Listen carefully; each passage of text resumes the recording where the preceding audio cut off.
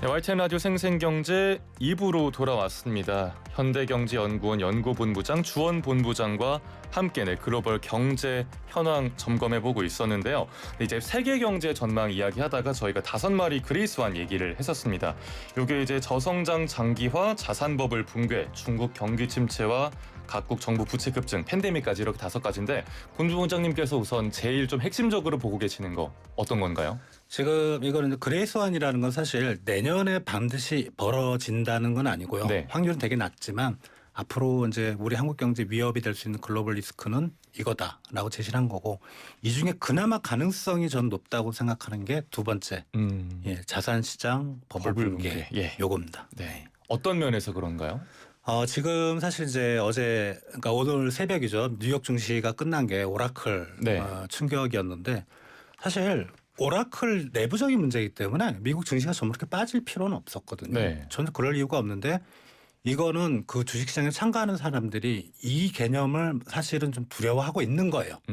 언제 꺼질지 모르는. 그렇죠. 예. 그러니까 미국 경제가 아주 좋은 건 아니고 우리나라 증시도 마찬가지. 한국 경제 아주 좋은 건 아닌데 증시는 괜찮네?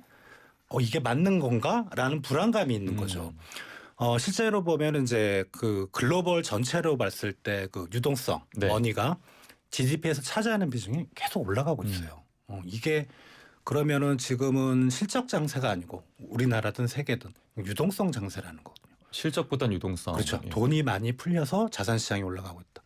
이 말은 돈이 시장을 지탱하는 건 한계가 있고, 네. 어느 순간 조정을 받아야 되는데 조정이 스무스하게 연착륙으로 끝나주면 다행인데, 과거의 예를 보면 유동성 장세가 이렇게 유행해서 조정을 받을 때는 연착륙으로 끝난 적은 거의 없었어요. 급착륙으로 끝나나요? 경착륙이라고 하는 거죠. 네. 예. 그럴 때 과연 우리 이제 그 경제나 시장이 버텨낼 수 있을까? 이 부분이 상당히 좀 우려가 됩니다. 예. 그 이제 꺼질 듯 언제 꺼질지 몰라서 불안한 그 거품론, 특히 그 거품론 앞에 붙는 글자가 AI 거품론이잖아요. 요게 나오면 증시 내리고, 그리고 그런 뭐 우려가 완화됐다라고 하면 다시 시장도 올라가고, 이런 흐름이 계속해서 반복되고 있는데 내년에도 좀 유지가 될까요? AI에 대해서는 계속 이제 버블론이 나오고 있는데, 그게 뭐냐면 AI는 이제 우리가 뭐 뉴스로 보거나 상당히 뭐 굵직굵직한 이벤트들이 많잖아요. 신기하잖아요. 네. 그런데 정작 AI로 돈을 버는 기업은 전 세계적으로 진짜 손꼽을 정도입니다. 그죠? 즉 새로운 기술이 나왔고 그게 증시를 이끌지만 네. 그게 비즈니스 모델이 언제 될 건가? 즉 투자들은 엄청나게 하는데 회수가 안 되고 있는 거잖아요. 그렇죠. 그게 버블론의 네. 핵심인 거죠. 네. 예, 그게 2000년대 초반에 IT 버블이 그렇게 해서 발생했고 그게 붕괴가 됐고. 네. 다만 이제 일부에서는 그게 과거와는 틀리게 AI라는 거는 이제 곧 비즈니스 모델이 되고 실적으로 이어질 거다라는 이제 주장을 하시는 분들도 있긴 한데, 결론적으로 한번 조정은 가야 될 것 같아요. 언젠가 한번 좀 크게 오긴. 그렇죠. 이게 모든 나라, 모든 기업들이 AI에 관심을 가지고 투자를 엄청나게 늘렸으면 그중에 쓸모없는 투자들도 엄청나게 많습니다. 네. 그런 부분이 떨어져 나가는 그런 조정 기간이 있을 것 같고, 네. 조정이 올 때 또 말씀드리지만 경착륙이 아니기를 저는 바라봅니다. 네, 저 또한 경착륙이 아니기를, 연착륙으로 스무스하게 좀 가보기를 바라봅니다. 네, 이렇게 자산 시장 붕괴 짚어봤고, 그럼 5가지 그레이스완 중에 이제 두 번째로 좀 걱정되시는 건 어떤 거예요? 아무래도 이제 차이나 리스크인 것 같아요. 리스크. 중국이 지금 3중고에 들어가 있거든요. 네. 첫 번째는 유동성 함정. 중국 정부가 돈을 아무리 풀어도, 금리를 아무리 내려도 물가가 마이너스. 이거는 디플레이션이라서 그걸 우리가 유동성 함정이라고 하는데, 네. 이거는 뭐 1, 2년 안에 해결될 수 있는 문제가 아니에요. 그럴 것 같습니다. 그리고 두 번째는 이제 투키디데스 함정이라는 건데, 이건 그리스에서 유래된 건데, 신흥 강자가 떠오르면 기존의 강자가 밟아버린다. 네.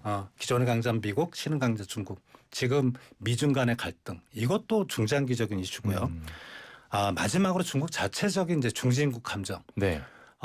우리 생산 가능 인구가 이제 15에서 64세 인구로 잡는데, 이게 이제 일을 할 수 있는 인구가 전체 인구에서 차지하는 비중을 볼 때, 생산 가능 인구 비중을 볼 때 중국은 너무 빨리 피크를 치고 이미 내려가고 있어요. 보통 일본이나 우리나라는 국민 소득이 한 3, 4만 달러? 네. 예, 그때 피크를 치고 내려가고 있거든요. 그러니까 근데 중국 같은 중국은? 경우는 지금 $10,000 밑에서 피크 치고 내려가고 이미 치고 예. 네. 그게 성장 전략이 사실은 가장 중요한 부분인데 그렇다면 이제 중국은 앞으로 뭐 올해 4% 초반 아까 성장률 말씀드렸는데 네. 이런 식으로 성장률이 계속 빠지는 게 아닌가. 이 세계를 과연 중국이 이 세계의 함정을 극복하고 나갈 수 있을까. 예. 말씀드렸다시피 그 중국에 대한 수출 규모가 있잖아요. 네. 그거를 GDP로 나눈 개념이 있어요. 원래는 이제 맥킨지에서 처음 계산했는데 뭐 그게 뭐 엄청나게 고도의 계산이 필요한 게 아니라 저희들이 다시 한번 계산해 봤더니 G20 국가라고 있지 않습니까? 네. G20 국가가 이제 뭐 선진국 G7의 신흥국들 막 들어가 있는데 G20 중에서 한국이 제일 높아요. 그 말은 중국에 문제가 생기면 한국이 우리도? 다른 예. 나라보다 엄청나게 타격을 받는다는 거죠. 예, 그런 의미를 가지고 있습니다. 네. 말씀 주신 대로 우리나라가 중국 의존도가 워낙 높다 보니까 중국이 저성장에 빠지면 우리도 직격탄을 맞게 될 텐데 뭐 중국 경제가 그 일본의 잃어버린 30년 같은 장기 불황 겪는 거 아니야 이런 우려도 나오고 있더라고요. 본부장님 의견은요? 네, 맞습니다. 그 유동성 함정이라는 게 이제 아까 좀 설명을 잠깐 좀 짤막하게 드렸는데 물가가 마이너스라는 것 자체는 뭐 지금 같은 고물가 시대에 좋은 게 아닌가 이렇게 생각하실 수 있는데 그게 지금 중국은 생산자 물가 기준으로 한 3년 넘게 물가가 마이너스거든요. 네. 이 말은 뭐냐면 계속 물가가 떨어지니까 지금 소비나 투자를 할 이유가 없죠. 네. 예. 그러면은 이 물가가 마이너스라는 의미의 뒤에 숨어 있는 배경은 뭐냐면 내수 침체라는 겁니다. 물가가 플러스가 되는 게 정상이고 내수 침체를 극복하기 위해서 중국이 자기네 기준금리도 내리고 중국 정부가 돈을 많이 풀은 거가 그것도 한 2, 3년 됐거든요. 중국 정부가 어떤 경제 정책을 써도 내수가 침체된다. 네. 일본의 잃어버린 30년 이렇게 시작됐거든요. 네. 그래서 상당히 우려가 되는데 다만 일본과 중국의 그 경제 정치 시스템은 많이 틀려요. 그리고 중국은 상당히 경제 규모가 크잖아요. 네. 그리고 또 정치 시스템은 사실 이제 사회주의 시스템이 그 시장 시스템을 잡고 있잖아요. 왜 상부 구조가. 근데 그런 게 있어요. 그 서방 세계에서는 만약 경제가 그렇게 나빠지면은 이게 뭐랄까 극단적인 처방을 하기 어렵거든요. 근데 그게 의회도 중국은 통과해야 되고. 가능하죠. 근데 중국은 사회주의 시스템이기 때문에 네. 정말 어려우면 극단적인 처방도 가능한 그런 구조라서 저는 일본식의 잃어버린 30년은 아닐 거다. 다만 좀 그게 좀 정리가 되고 구조조정이 되고 디레버리징이 되려면은 한 몇 년의 시간은 필요할 거다 그렇게 생각이 됩니다. 네. 그렇게 좀 극단적인 처방이 가능한 중국이어도 중국 부동산 시장 심각해진 지 지금 몇 년 됐잖아요. 그 이유는 어디에 있을까요? 그러니까 너무 부동산 시장에 몰려 들어간 거죠. 그게 이제 지방 정부도 몰려 들어갔고 기업들도 몰려 들어가서 너무 과잉 공급이 됐던 것 같고 너무나 큰 돈이 한 번에 확 들어가서 그렇죠. 예. 그러니까 그게 미분양이죠. 네. 예. 이제 아무도 지금 뭐 공실이 너무 많잖아요. 네. 그래서 그런 부분은 우리가 상식적으로 우리는 그거 중국 얘기할 때가 아니고 사실 우리나라도 좀 그렇게 문제이긴 한데 그거는 상식적으로 보면은 한참 걸려요. 미분양이 해결되기까지요. 그렇죠. 예. 예. 그거는 뭐 중국 정부가 어떤 방법을 쓰더라도 네.